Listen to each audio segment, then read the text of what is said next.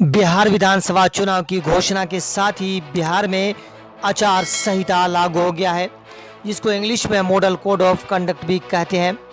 क्या होता है आचार संहिता और इसे क्यों लागू किया जाता है?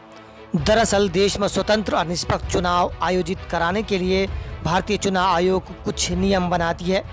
इसे ही आचार संहिता कहा जाता है। लोकसभा विधानसभा चुनाव के दौरान इसे लागू किया जाता है। वहीं इसके अनुपालन की जिम्मेदारी पूरी तरह से सरकार, नेता और पॉलिटिकल पार्टियों की होती है, जबकि इसके उल्लंघन पर कड़ी कार्रवाई का प्रावधान है। कब तक लागू रहती है आचार संहिता और क्या है इसके नियम?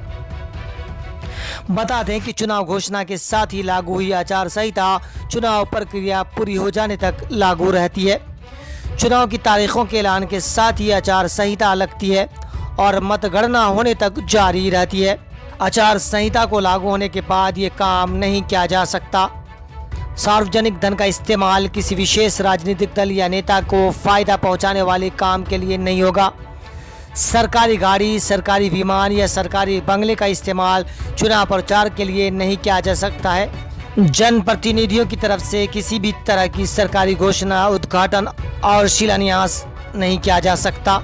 किसी भी राजनीतिक दल, प्रत्याशी, राजनेता या समर्थकों को रैली करने से पहले प्रशासन से अनुमति लेनी होगी। आचार संहिता लगने के बाद किसी भी चुनावी रैली में धर्म या जाति के नाम पर वोट नहीं मांगे जाएंगे। गाड़ियों या शहर के चौक चौराहों, पार्टी विशेष के प्रचार के लिए पोस्टर या झंडे नहीं लगाए जाएंगे।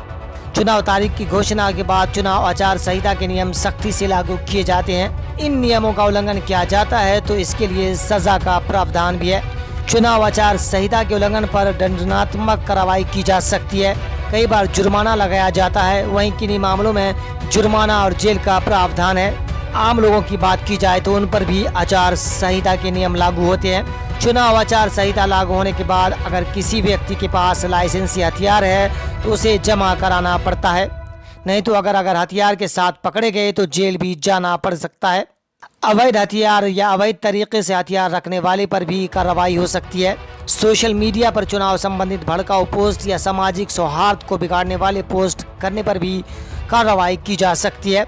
सोशल मीडिया का इस्तेमाल कर किसी भी व्यक्ति या समूह को किसी विशेष राजनीतिक पार्टी और नेता को वोट करने के लिए उकसाने पर भी कार्रवाई की जा सकती है।